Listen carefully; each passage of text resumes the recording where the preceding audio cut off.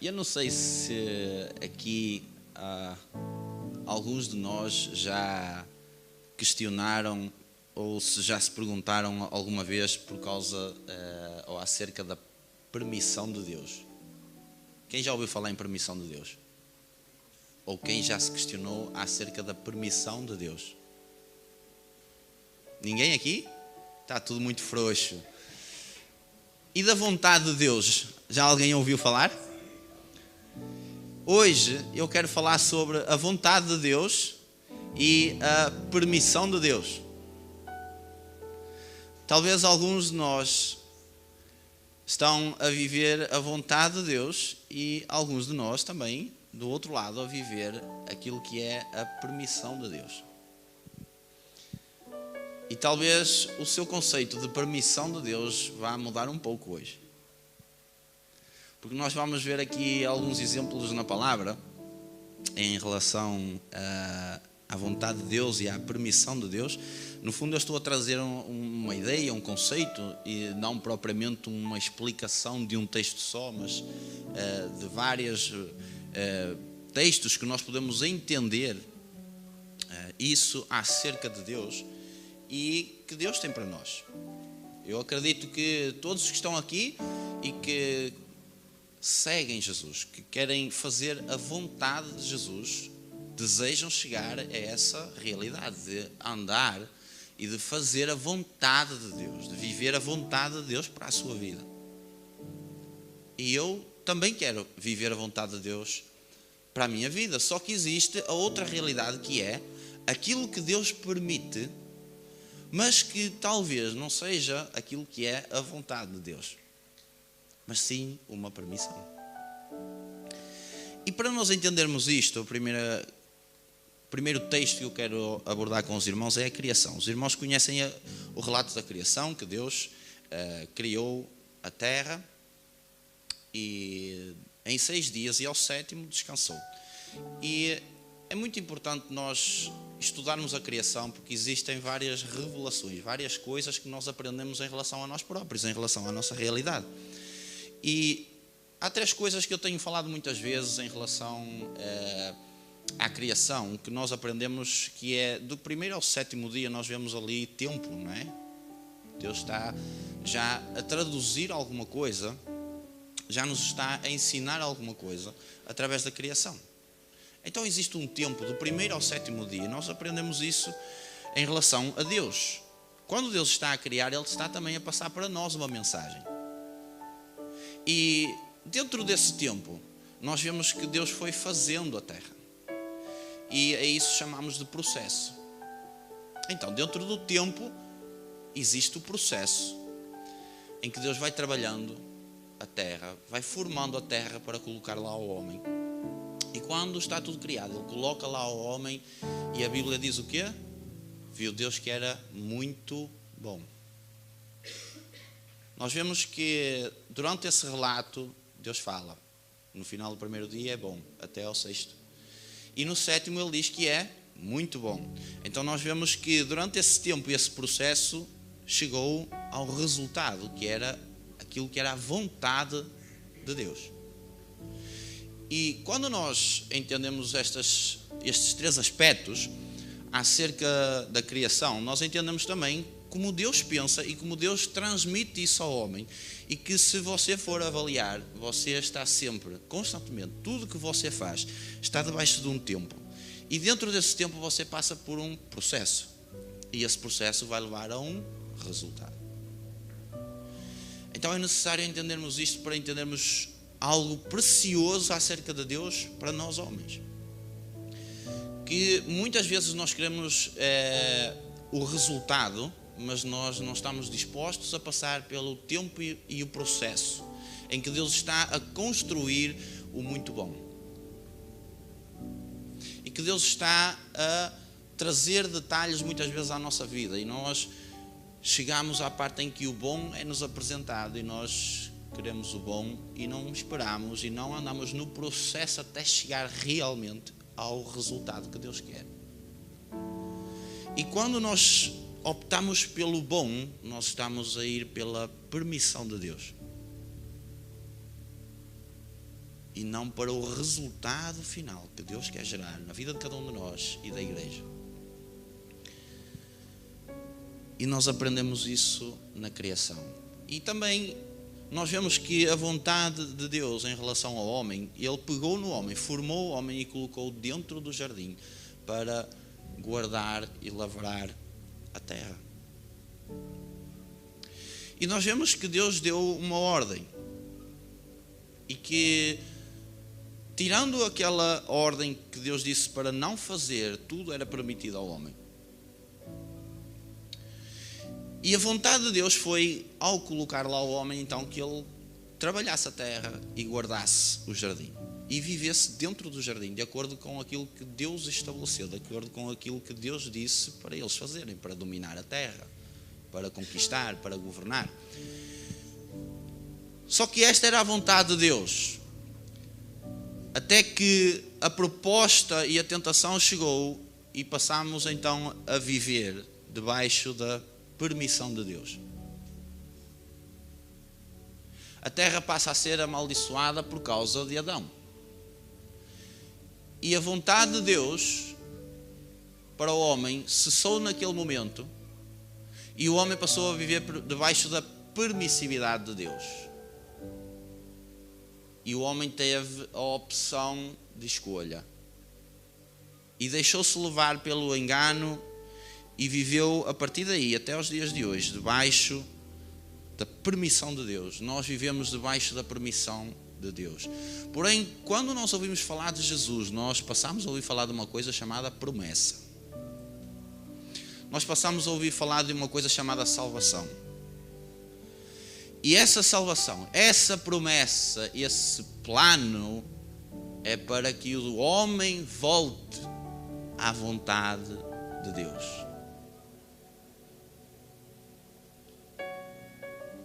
E a grande pergunta hoje é: você vive a vontade de Deus ou você vive a permissão de Deus? O que levou o homem a viver a permissão de Deus foi o pecado. Foi a desobediência. E essa desobediência colocou o homem debaixo de uma maldição, assim como toda a terra. E passamos então a viver esta permissão de Deus. E agora eu faço-lhe a pergunta: você quer viver a permissão de Deus ou a vontade de Deus? Então, se calhar, nem tudo que Deus permite na sua vida é a vontade dele. É sim a permissão. Viver a vontade de Deus exige que nós sejamos como Jesus. Porque o pecado afastou o homem de Deus. O pecado afastou o homem da vontade de Deus.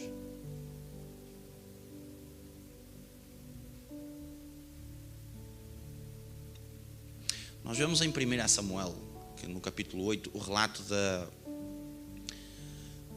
do povo de Israel, que reuniu os seus anciãos para pedir um rei a Samuel. Samuel era o profeta que exercia a autoridade, que era a boca de Deus para o povo, e o povo de Deus viu que as outras nações tinham um rei, então eles decidiram também: queremos ser como os outros. Só que a vontade de Deus era que o próprio Deus fosse o rei daquela nação, mas eles preferiram ter um homem como rei. E aqui também nesta história nós vemos a permissão de Deus. Deixa o povo sofrer as consequências com isso. Se eles querem, é a vontade deles. Deus às vezes também dá o braço a torcer e responde às nossas orações, só que nem tudo é vontade de Deus. Mas Deus permitiu, talvez para você ir até um certo ponto e você entender que você precisava de fazer a vontade de Deus. Então viver debaixo da permissão de Deus vai levá-lo muitas vezes a um encontro novamente com Jesus. E talvez hoje alguns de nós estejam a viver a permissão de Deus e precisem de um encontro com Jesus.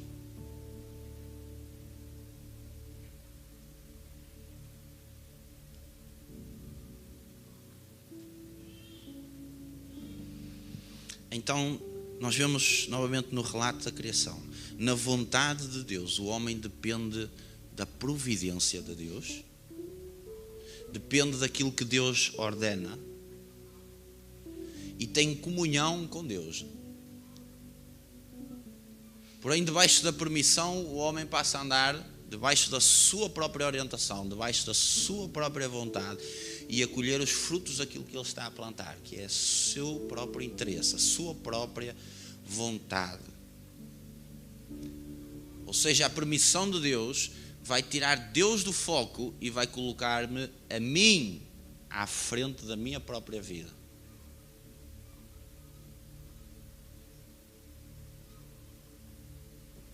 E permissão de Deus envolve uma decisão. De nós vivermos de acordo com aquilo que eu próprio quero. E quando nós andamos debaixo da permissão de Deus, nós andamos a resistir a Deus. Andamos em resistência àquilo que é a vontade de Deus para o homem. A vontade de Deus para si. E entramos numa resistência com Deus. E uma coisa que Deus sempre faz é que quando a gente para em algum lugar na nossa jornada, a gente pode achar que estamos a caminhar debaixo da vontade de Deus, mas Deus vai sempre nos levar àquele lugar onde nós começamos a andar debaixo da permissão, que é o pecado, que é a rebeldia, que é a desobediência. Então viver debaixo da vontade de Deus exige obediência e para isso nós temos Jesus. Mas uma coisa interessante que eu estava a meditar esta semana, que o Espírito Santo me despertou para isso, uma coisa tão simples que às vezes a gente não pensa sobre isso. Quando a Bíblia fala que nós devemos ser crucificados como Jesus, se você pensar em alguém que está crucificado,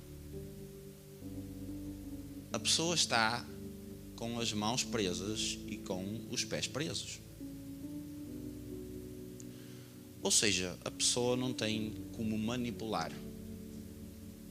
A pessoa não tem como andar. E crucificar a nossa carne envolve andarmos em espírito.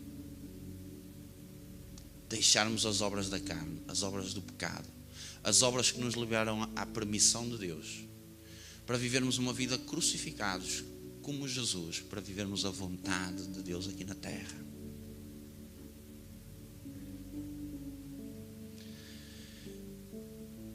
Então, nem tudo que Deus permite é assim tão bom.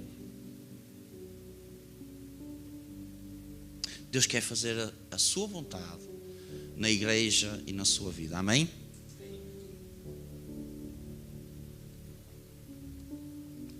A vontade de Deus é que nenhum dos seus se perca.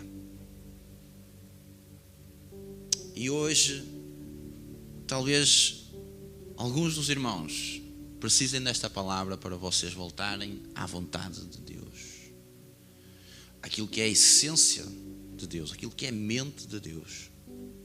Muitas vezes a jornada fica difícil, porque durante o tempo e durante o processo nós somos mastigados, nós somos levados muitas vezes até à exaustão. E vêm propostas para nos fazer desfocar da promessa, desfocar do resultado que Deus quer. Essa é a grande dificuldade que nós temos. Mas esta palavra hoje é para lhe dizer que Jesus quer que você volte novamente à obediência. Volte novamente à vontade do Mestre. A total dependência, em que as minhas mãos e os meus pés não vão fazer mais a minha vontade, mas ser guiados e ser levados pelo vento do Espírito. Jesus diz assim: aquele que é nascido da carne é carne e o que nascido do Espírito é Espírito. E Deus procura na terra adoradores que adorem em Espírito e em verdade. Em Espírito. Por isso que a nossa carne precisa de ser crucificada. Então, para nós vivermos o melhor de Deus, nós às vezes também falamos nisso, o melhor de Deus para as nossas vidas, porque nós queremos o melhor de Deus, mas temos também que fazer aquilo que Deus ordena, que é o melhor para Deus, chamado obediência, e que é a grande dificuldade que nós temos. E não penso que eu estou aqui a falar isto de ânimo leve, porque eu tenho a responsabilidade de viver isso.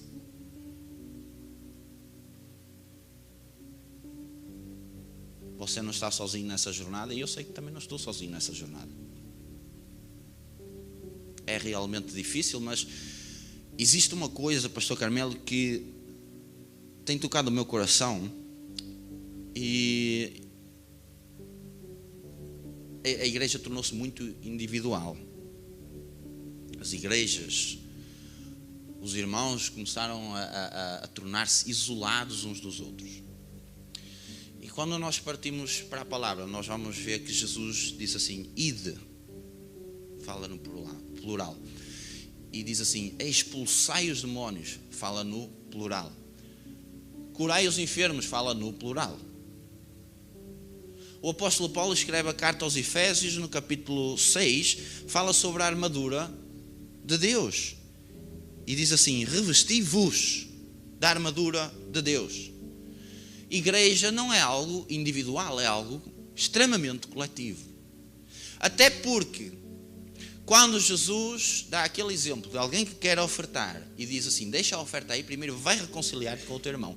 Aquele que diz que ama a Deus, mas não ama o irmão, está a negar aquilo que está a falar acerca de Deus e não ama a Deus. Então existe uma responsabilidade, existe uma realidade que a igreja precisa de viver, chamada comunhão. E a igreja tem sido enfraquecida por causa da falta de comunhão. Por causa de falta de entendimento de uma coisa que a palavra fala, que é a multiforme graça de Deus. Ai, mas eu não concordo com aquela igreja, porque naquela igreja eles andam às voltas, eles fazem não sei o quê, têm aquele estilo, e eu não vou lá porque não concordo com aquilo.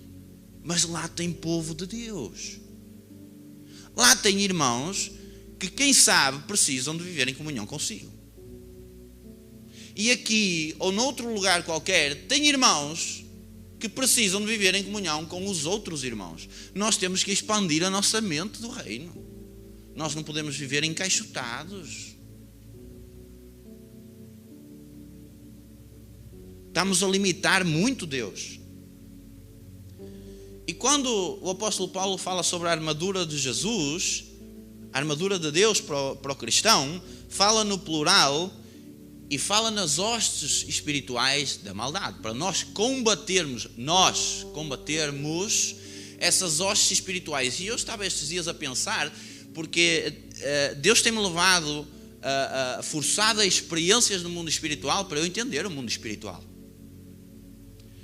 E eu estava a falar com Deus em relação a isto, e Ele mostrou-me o quanto o inimigo tem minado a igreja com este pensamento de nós estarmos isolados. Se as hostes espirituais do mal trabalham em conjunto contra a igreja, porque é que a igreja trabalha no singular?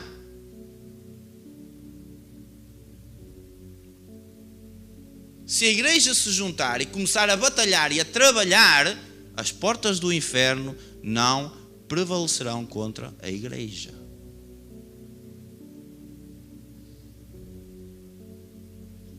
A igreja não é individual. A igreja é uma responsabilidade nossa. Eu tenho responsabilidades, os pastores têm outras responsabilidades, você tem outras responsabilidades. Aquilo que vem à nossa mão para fazer, nós devemos fazer. Estes dias fui visitar uma igreja, Pastor Carmelo, que Um culto demorou 3 horas e meia. 3 horas e meia de culto. Eu não queria sair de lá. Um ambiente extraordinário. Para muitos um ambiente talvez escandaloso, porque tinha barulho, pessoas a cair no poder de Deus, mas ali estava a presença de Deus. Ali estavam irmãos meus. Ali havia um momento especial de comunhão. E ninguém estava interessado em ir embora. Porque Deus estava a agir naquele lugar. O Espírito Santo estava ali. E todos estavam a viver um momento de comunhão. E quem é que queria saber das horas? Às vezes a gente fica 1 hora e meia num culto e nunca mais acaba. Talvez porque falte presença de Jesus.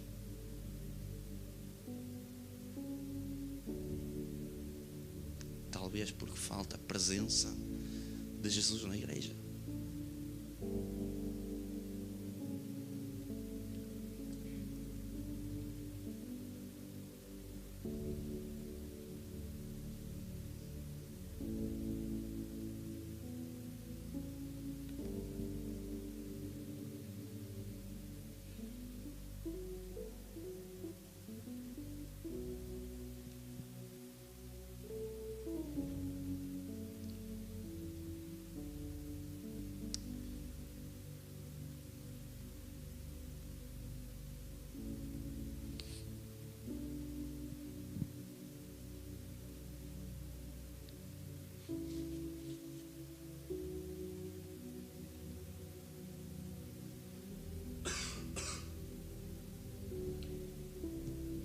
A vontade de Deus é tudo o que Ele estabeleceu para o homem.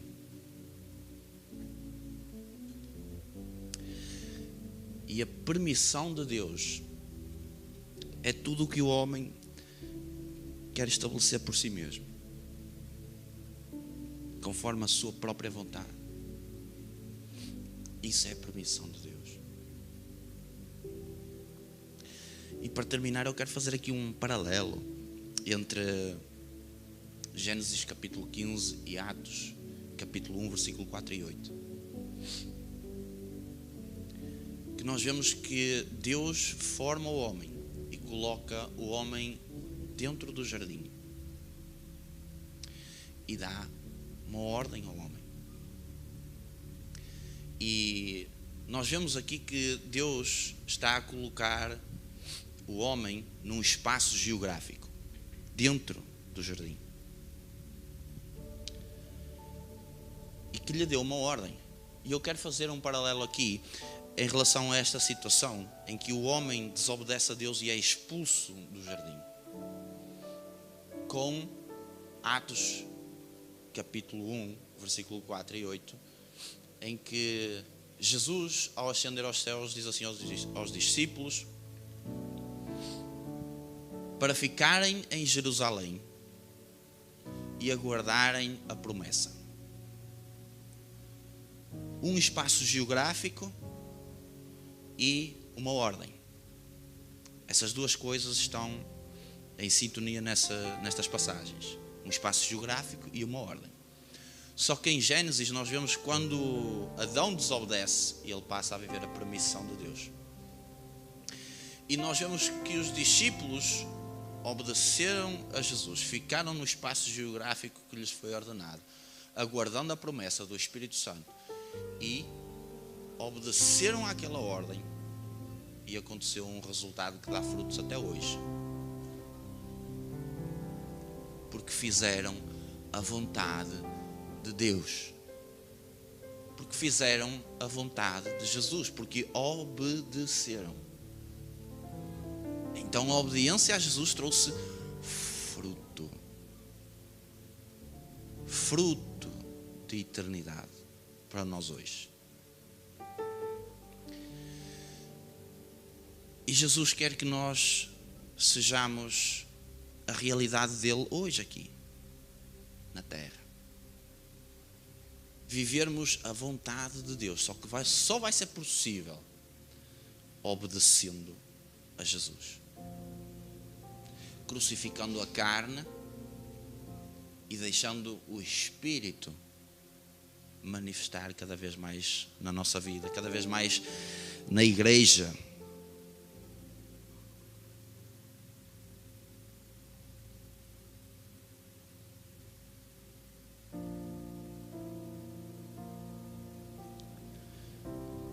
Então os discípulos foram permissão de Deus pelo facto de lhes ter sido dada a oportunidade de obedecer àquilo que Jesus ordenou.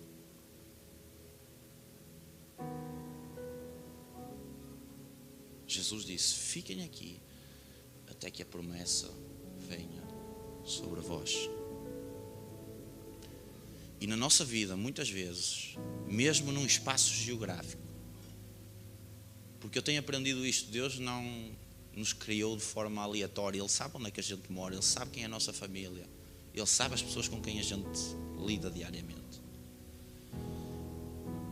E a nossa mente, hoje, creio eu, mais que nunca, está a expandir a nossa imaginação para fora, para outras coisas. E às vezes essas propostas, essas coisas que nos vêm ter às mãos são para nos desviar da geografia, do espaço onde Deus está a dizer assim: aguarda aí a promessa. Até que sejam revestidos de poder para serem minhas testemunhas. Tem gente que quer ser testemunha de Jesus, mas não espera a promessa. Não está revestida de poder de Deus para ser testemunha, e quer ser testemunha e provoca o oposto.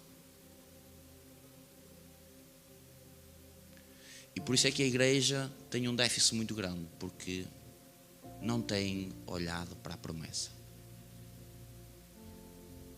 Está desfocada da promessa. Jesus volta, mas a igreja está desorientada. Ninguém sabe para onde é que se há de virar. Cada um a olhar para o seu próprio umbigo. Se a igreja é um, se cada um está para o seu lado, como é que Jesus pode voltar? Se nós não temos conhecimento do noivo, como é que nós queremos realmente dizer Jesus vem? Não faz sentido. Precisamos de conhecer o nosso mestre. Precisamos de conhecer o noivo. O noivo não vai casar com uma noiva desconhecida. Quando Jesus olhar para a igreja e vir: esta é a minha noiva, está pronta, já posso ir. Mas nós temos a capacidade de decidir fazer a vontade do mestre ou andar debaixo da permissão dele, que nos vai levar à condenação, que nos vai levar à maldição. Então hoje é um dia de você decidir fazer a vontade de Deus ou viver a permissão de Deus. E viver a vontade de Deus é viver em obediência a Jesus, assim como os discípulos obedeceram até que a promessa chegasse. Não queira ser algo que Deus ainda não lhe deu a capacitação e que talvez você ainda não esteja preparado para receber. Os discípulos passaram por um processo de 3 anos para chegar ao resultado, e antes de chegar ao resultado ainda tiveram outro processo.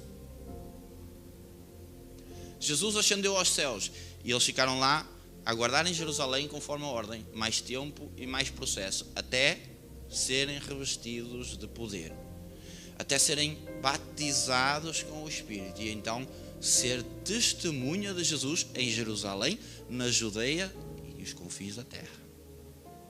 Geografia novamente: Jerusalém, Judeia, Samaria, aí vai. E o que é que a gente quer?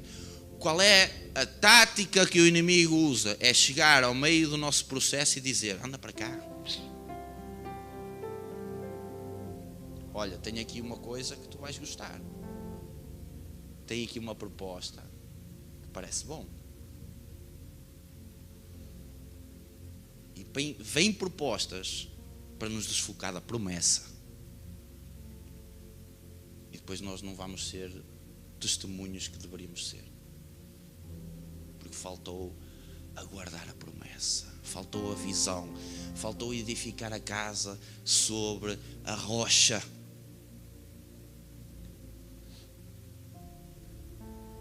Na parábola que Jesus, nessa figura que Jesus usa das duas casas, uma sobre a areia e outra sobre a rocha, repare que o início é diferente, porque um escavou o fundo para chegar à rocha, o outro fez sobre a areia, foi mais simples, mas o processo foi igual, as tempestades foram iguais, mas o resultado foi diferente. Então há coisas que acontecem no meio que a gente diz assim, não, aquele está firme na rocha.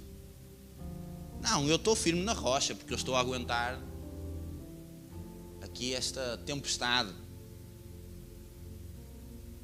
Mas a questão é, a minha casa está sobre a rocha, e a rocha representa Jesus, e quando eu estabeleço a minha casa sobre a rocha, o que é que eu estou a fazer? Eu estou a obedecer àquilo que Jesus instituiu, àquilo que Jesus ordenou.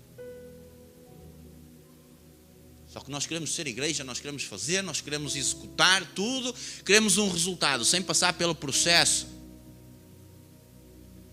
sem aguardarmos o muito bom que Deus tem para nós, sem aguardarmos a promessa. Igreja, a promessa. Desfoque-se destas coisas aqui da vida.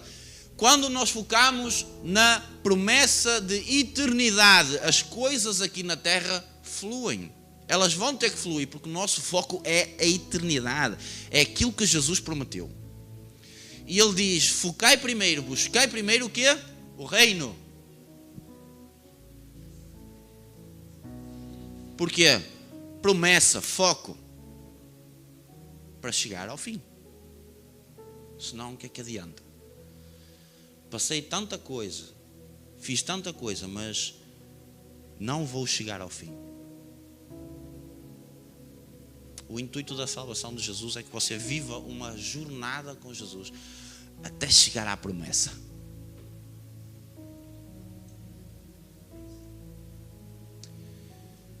E a igreja, infelizmente, está focada no individualismo e nas coisas aqui da terra. A oração que Jesus ensinou. Pai nosso que estás no céu, venha a nós o teu reino. Venha a nós. A igreja tem a responsabilidade do venha a nós. Nós é que trazemos esse testemunho para a terra. A igreja é que é batizada com o Espírito Santo para trazer o testemunho, a realidade do céu aqui na terra. Vamos construir a nossa casa sobre a rocha nesta tarde. Se você anda debaixo da permissão de Deus, hoje é tempo de voltar à vontade. Viver a vontade do Mestre. Viver a vontade que Deus estabeleceu para si e para a igreja. Amém?